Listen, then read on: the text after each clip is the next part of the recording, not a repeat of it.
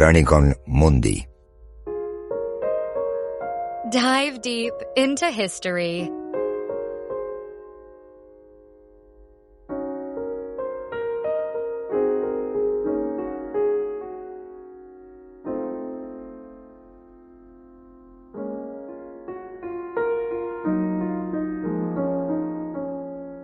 Welcome back to the Deep Dive. Today, we are moving past the battlefield to analyze the final, decisive moments of this massive global conflict. Right. We're not talking about the campaigns anymore. No. We're focusing entirely on the conclusion, the surrender of New France, the dramatic peace talks in Europe, and the long, messy shadow cast by what our sources rightly call this vexed victory. That phrase, vexed victory, is really the key to our whole mission today, isn't it? It has to be. Because our timeline, it doesn't just stop in 1763 with the treaty. We're pushing all the way through to 1766. And that lets us see the direct consequence. The direct consequences, Yeah. Exactly. The ones that flowed right from the conquest of Canada and these enormous territorial gains. We're here to dissect that seismic shift in the balance of power, a rupture that just fundamentally changed the Atlantic world. And it's so important to understand just how unprecedented that rupture really was. Yeah. For decades before this, the Anglo-French conflicts had a pretty predictable cycle. Oh, absolutely. You had King William's War, Queen Anne's War, King George's War. 3 of them. And they were all sort of limited. They were expensive, often indecisive, and the goals were usually about dynastic politics in Europe, not wholesale conquest. The treaties that ended those wars, Ryswick, Utrecht, they almost always just preserved the strategic balance. Oh, status quo. The status quo, antebellum, how things were before the war. They'd trade a small fort here, return a bit of territory there. But they never really resolved that core dispute over North America, which was becoming the key to global commerce and power. They didn't, and that's why this war broke the mold. Its primary goal, and this was driven largely by William Pitt, was the absolute control of territory. So when the smoke finally cleared in 1763, the map was just unrecognizable. Unrecognizable. France loses basically all of mainland North America. Britain gets Florida. And these huge gains immediately trigger this internal political and financial implosion back in London that ends up destabilizing the entire victorious empire. So we have to start at the moment it all ended in the New World. Mm-hmm. To really set the stage for the peace talks, we have to look at that final act of French power in North America. That's the capitulation of Montreal in September 1760. Yes. By that point, after the French failed to retake Quebec that spring, their position was, to put it mildly, hopeless. Hopeless is generous. By the summer of 1760, you have this coordinated three-pronged British assault just closing in on Montreal, the very last French stronghold. You've got Amherst coming down Lake Ontario. Right. And he's meeting up with Haviland, who's coming from Lake Champlain, and Murray, who is advancing up the river from Quebec.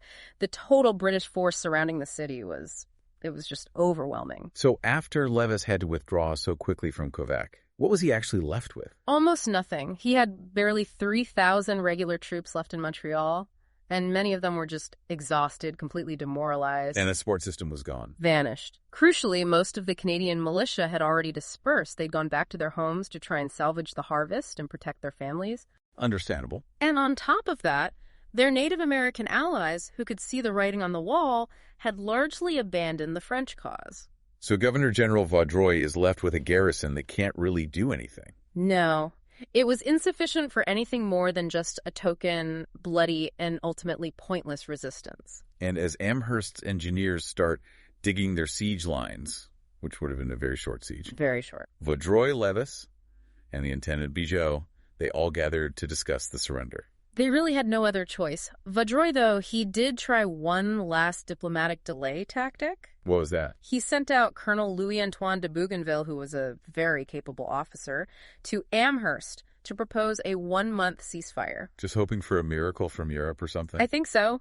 Or maybe just time to, salvage official papers and some semblance of honor. But Amherst's response was typically Amherst. Sure. Sharp and uncompromising. Decisive is the word. He immediately rejected it, demanded unconditional surrender by noon the very next day. He was determined to end the campaign before winter and avoid any more British casualties.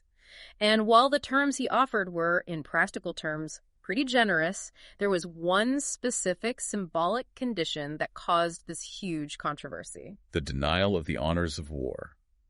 This sounds a bit abstract to us now, but for European officers at the time, this was everything. It was a massive professional and personal insult, and this little detail is so crucial for understanding the character of this conquest. So what were the other terms? The generous ones? Well, in most respects, they were fair. The French troops, both the colonial marines, the troupes de la marine, and the regulars, the troupes de la terre, they were granted the right to parole. Meaning they could go home. They could return to France on the condition they pledged not to fight against the British again in this particular war. This was practical. It avoided the cost and hardship of holding thousands of men as prisoners of war. But that symbolic snub, the denial of the right to march out with their flags flying, drums beating, and keeping their personal weapons, that was the sticking point. Absolutely. The honors of war were the professional military's way of acknowledging that the defeated side had fought bravely and honorably, even in a loss. It was a sign of respect, vital for an officer's pride and his identity. And Amherst refused it, outright. Levis must have been furious. He protested it vigorously in writing, saying he was deeply wounded by the refusal. And what was Amherst's justification for being so completely rigid on this? He already had this reputation for a sort of contemptuous view of the French in America. Utterly rigid. His response to the terms was yes or no. That's it. His stated justification, and he seemed to believe it sincerely, even if Levis saw it as a pure insult, was that the French, specifically Vaudreuil and Levis, had excited the savages to perpetrate the most horrid and unheard of barbarities. So he was blaming the entire French military command for the tactics of frontier warfare. For everything. The raids, the scalping, the often brutal treatment of civilian settlers by their native allies. So, because Amherst held the French responsible for the actions of their allies, he denied them the traditional respect that was always afforded to professional European soldiers. Yes. He forced them to surrender the physical symbols of their military identity. And Levis had to accept it. He felt compelled to sign the capitulation document. Further resistance would have just been a massacre of his men. But he did so under explicit protest of that one refusal, which he saw as a permanent stain on French military honor. And with that signature, that was it. The French state officially ceased to govern any territory on the North American mainland. The conquest was complete. But the war itself was still raging across the globe, and the focus now shifts immediately to the internal politics of the victor, Great Britain. So the conquest of Canada was this massive military achievement, probably the crowning moment of the war for Britain. No question. But it was just one piece of a global puzzle. And the path to the peace negotiations in 1761 was driven less by the euphoria of victory and more by a cold, hard political and financial reality back in London. That reality can be summed up in two words: expense and debt. William Pitt, the man who was the architect of the victory, the man who demanded every last shilling to crush France, suddenly performs this stunning political pivot in late 1760. What does he do? He declares that it is impossible to continue the war. Wait, Pitt. The man who our sources say would fly into a violent passion if anyone even mentioned the cost, suddenly decides they can't afford it. That's a huge reversal. It shows his sharp political instincts. By 1760, even with Canada secured, the war effort was just colossal. They were fighting everywhere. Britain was funding the Prussian army in Europe, maintaining this enormous global fleet, and supporting huge garrisons in America, the West Indies, everywhere. And while the British economy was surprisingly buoyant, the Bank of England could issue these large exchequer bills. The national debt was just skyrocketing. And that financial weight becomes the central concern. Especially for the Duke of Newcastle. He was the one who was always acutely aware of the bottom line and the risk of a public backlash over taxes. Pitt, you see, had achieved his primary war aim, the conquest of Canada, and now he needed to consolidate that victory before the whole financial situation collapsed the ministry. But the political ground shifted under his feet in 1760 with the death of George II. And the accession of George III. Yes, this is where Pitt's strategic window for consolidation starts to slam shut. Why was the new king such a problem for him? Because George III was young, he was determined to assert royal authority, and he profoundly distrusted Pitt. He didn't see him as a savior. Not at all. He saw him as ambitious, opportunistic, maybe even dishonorable. I mean, Pitt had shifted his political alliances so many times, he was seen as unreliable in the new king's eyes. George III wanted to end the war, not so much because of the debt, but because he wanted to reassert the king's prerogative over policy, which Pitt's dominance had almost completely eclipsed. And the instrument of the king's agenda was Lord Bute. Lord Bute. He started out as the king's closest confidant, holding the relatively ceremonial office of Groom of the Stole.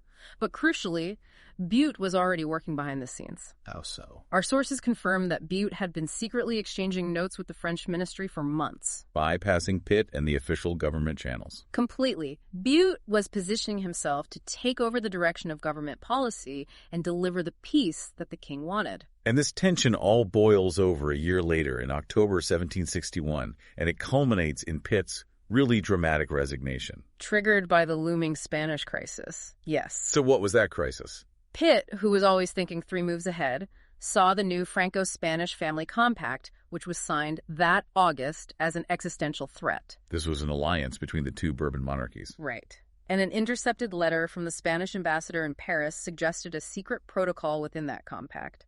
It basically said Spain would join the war as soon as its annual treasure fleet arrived safely from the Americas. So Pitt argues for a preemptive strike against Spain. Precisely.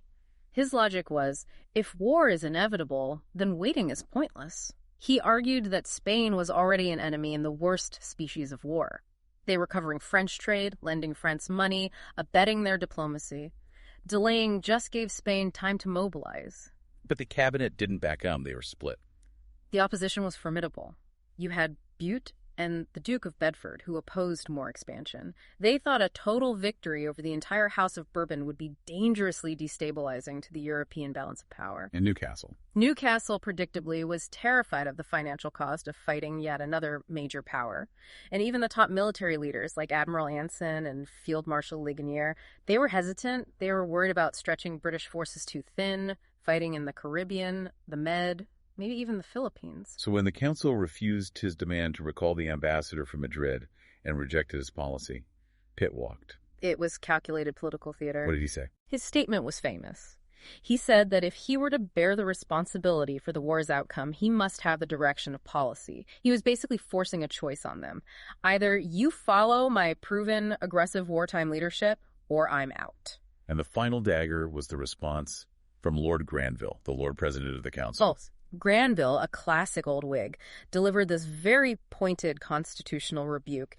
He reminded Pitt that the Cabinet Council was empowered by the king to make decisions, not Pitt alone. So Pitt's out. His resignation, driven by both principle and his own ambition, allows the more moderate Bute-Bedford ministry to take immediate control. And now they're free to deal with the family compact and pivot definitively towards a negotiated peace, away from Pitt's maximalist war aims. So with Pitt's influence finally neutralized, the diplomatic field just opens up, and the new British ministry finds itself facing the Duc de Choiseul, France's Minister of Foreign Affairs, who is, well, he's determined, but he's also facing complete financial catastrophe. It sounds like Choiseul was personally relieved to be dealing with Bute instead of Pitt. Oh, highly relieved.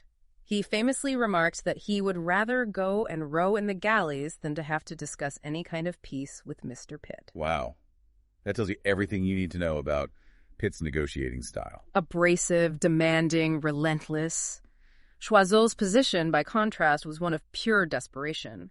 The French treasury was completely empty. He had been brutally honest with the Spanish ambassador back in early 1760, predicting that if the war kept going, Pitt would conquer every single French colony except maybe Saint-Domingue, and then probably move on to Louisiana. So his core strategy was to use the alliance with Spain, the family compact, not really as an offensive weapon, but as a defensive one. A defensive safeguard. Exactly. To force Britain to the negotiating table before France lost absolutely everything. He's leveraging the threat of a wider, longer, more expensive global conflict.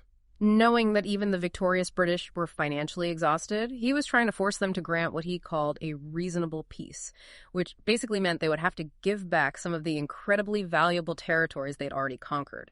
And the British had an astonishing amount of leverage at this point. They had been cleaning up globally between 1759 and 1762. All of it enabled by their absolute dominance at sea.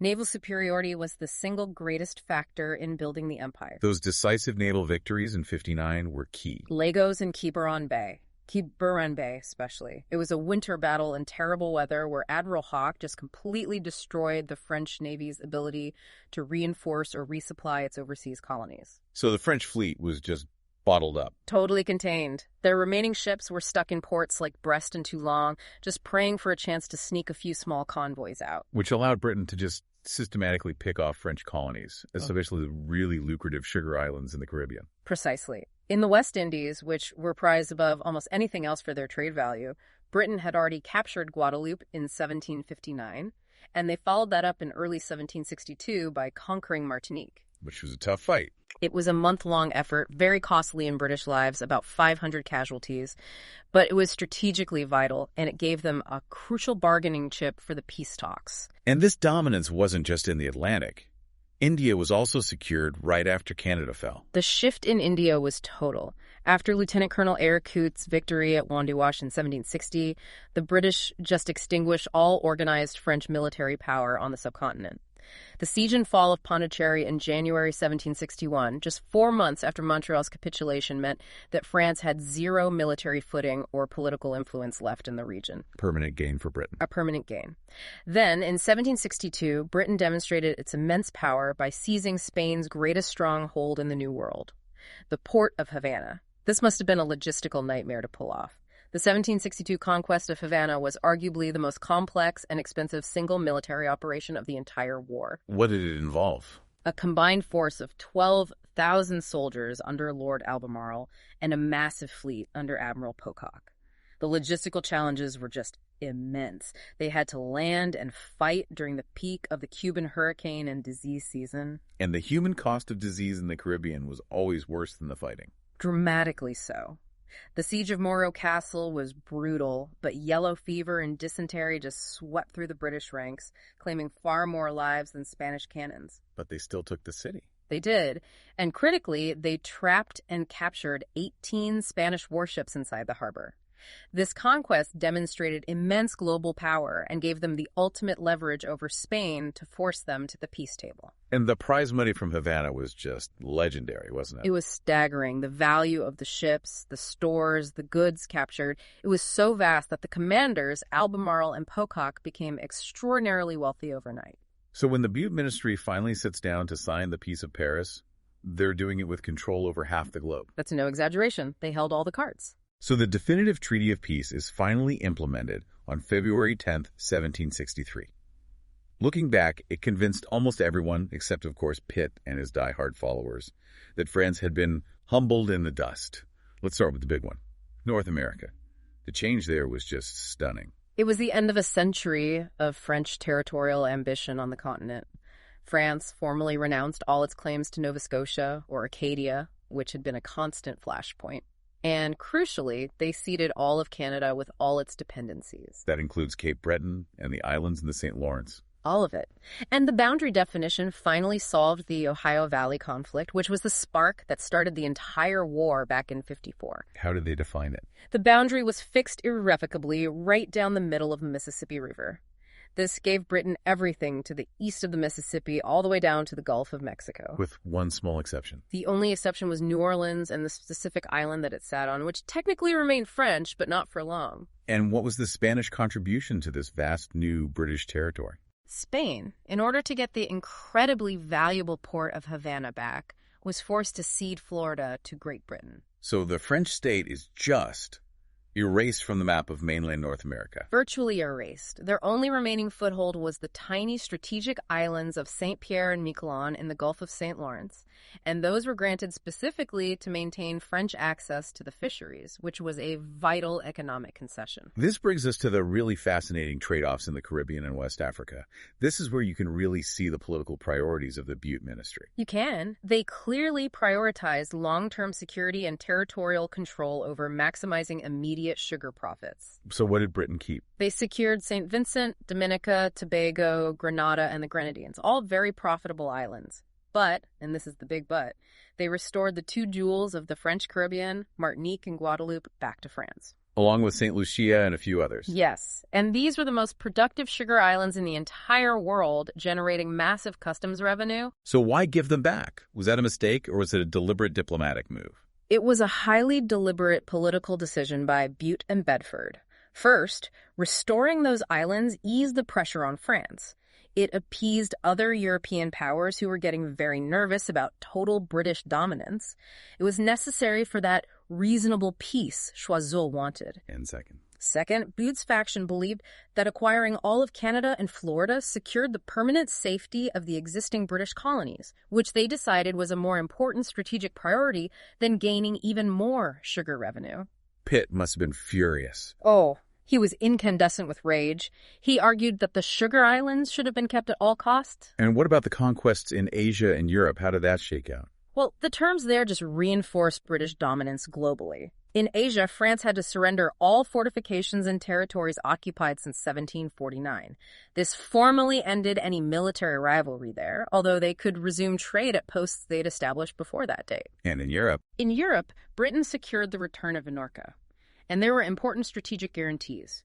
France had to level the fortifications at Dunkirk, a demand that dated all the way back to the Treaty of Utrecht, and they had to evacuate all the territories they held in Hanover, Hesse, and Brunswick. And Spain didn't get off lightly either, even though they got Havana back. Not at all. In addition to giving up Florida, Spain had to renounce all claims to the lucrative Newfoundland fishery, and they had to sanction British logwood cutting rights in Honduras, though the British were prohibited from turning those cutting camps into permanent fortifications. It was just a comprehensive, defining treaty that completely shattered the old balance of power and created a vastly larger British Empire. And this brings us right to the period after 1763 and this concept of the Vexed victory. Our sources point out that the victorious empire, having achieved these fabulous gains, was seemingly being repaid for its pains with ingratitude and resistance. So this is the new chapter in the story of an Atlantic world transformed by war. Exactly. It lasts until 1766, and it's where the imperial struggle shifts from fighting France to fighting the empire's own internal components. And that internal struggle erupts almost immediately in the newly acquired Western territories with Pontiac's War in 1763. Yes. The Native American tribes had fought alongside the French, and they expected the British to basically pack up and leave after the fighting was done. They had a very different relationship with the French. A completely different one. The native communities had established this complex diplomatic relationship with the French that was based on trade, gift-giving, and a respect for their territorial autonomy. But Britain, under the command of General Geoffrey Amherst, the same man who refused the honors of war at Montreal, dramatically changed the rules of the game. How specifically did Amherst antagonize the native groups? Amherst viewed Native Americans much like he viewed the French, as a conquered people who should be treated with his contemptuous rigidity. He imposed strict new trade regulations that cut off the supply of critical items like gunpowder, Which they needed for hunting. for survival. And, crucially, he refused to bestow the traditional diplomatic presents, blankets, powder, liquor. These weren't bribes, they were essential tools of diplomacy and respect in the alliance system. He called it bribing them. Yes, he referred to it as bribing them to behave well. This attitude, combined with the fact that British troops stayed in the western forts, signaling permanent colonization, not withdrawal, was deeply insulting and immediately threatening to native sovereignty. So the uprising was a direct response to a perceived existential threat and a series of broken promises. It was. Pontiac's rebellion spread like wildfire across the Great Lakes region and the Ohio Valley in 1763. The initial coordinated attacks just overwhelmed 8 small British forts, often through deception or surprise. The military chaos that followed was immense. Fort Pitt and Detroit were the key strongholds that managed to hold out. They did, but only just barely, and after immense suffering. The immediate military consequence was devastating. Over 400 redcoats were killed. And the estimates for civilian casualties, settlers who were fleeing or caught in the fighting run, as high as 2,000. The entire frontier from Pennsylvania to North Carolina just erupted in chaos. Amherst must have faced a lot of criticism for this. His critics in London were aghast. They called it little short of incredible that he had let the frontier slide into anarchy so soon after victory.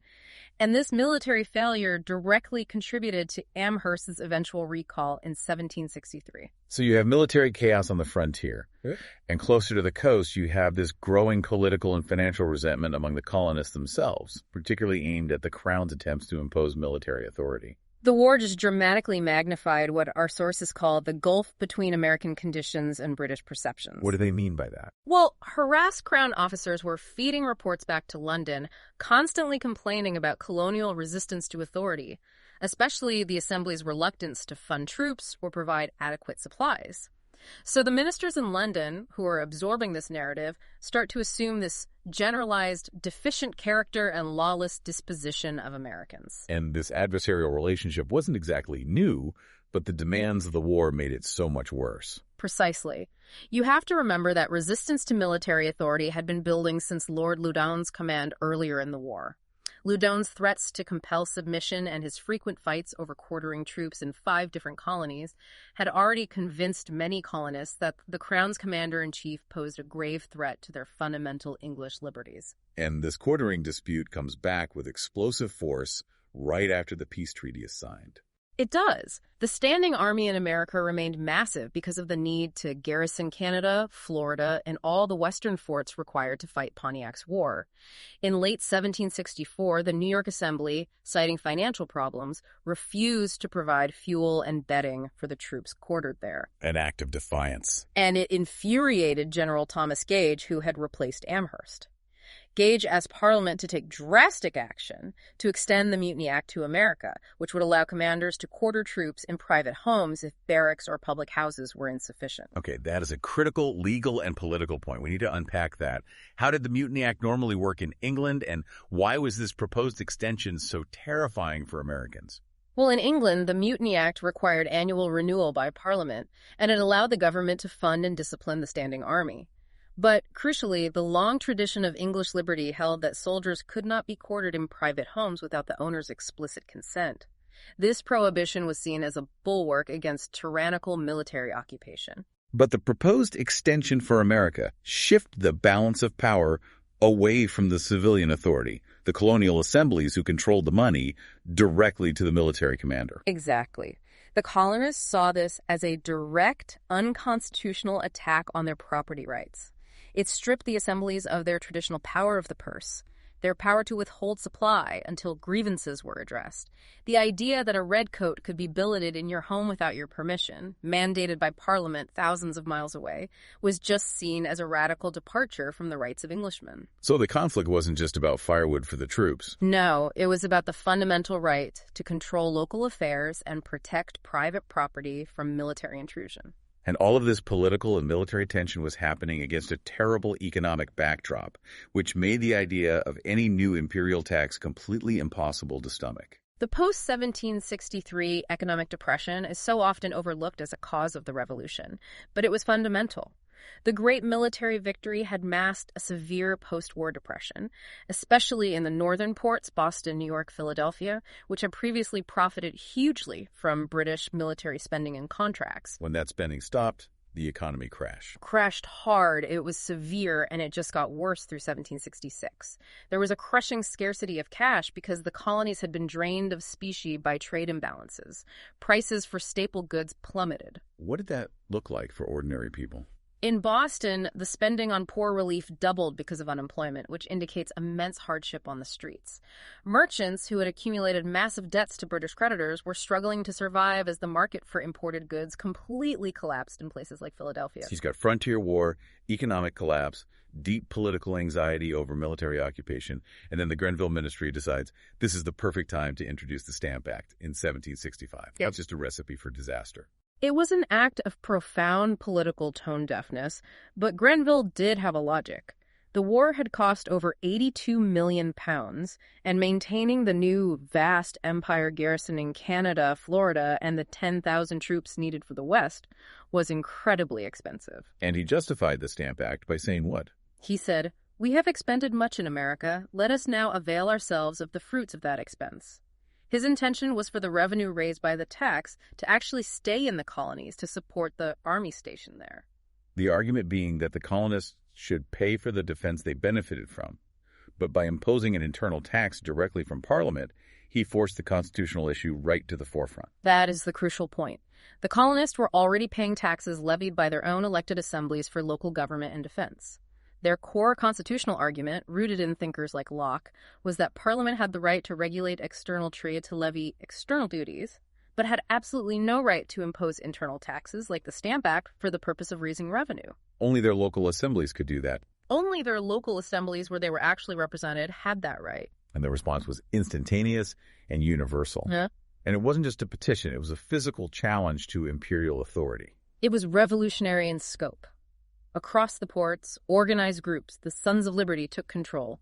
You saw widespread resistance, often fueled by economic hardship, with mobs compelling appointed stamp distributors to publicly resign their commissions, often under duress and threats of violence.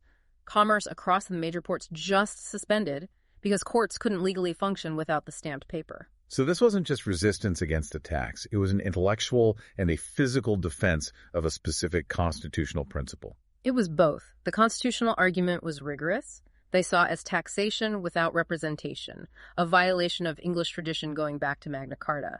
And the political action was visceral, showing that the crown could not practically enforce its will without risking open warfare. The repeal of the Stamp Act in 1766 was a huge victory for the colonists. Huge. Achieved through the combined pressure of colonial resistance and British merchants demanding an end to the commerce suspension. But the repeal didn't restore harmony.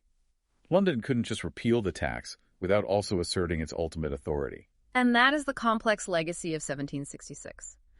When Parliament repealed the Stamp Act, they simultaneously passed the Declaratory Act.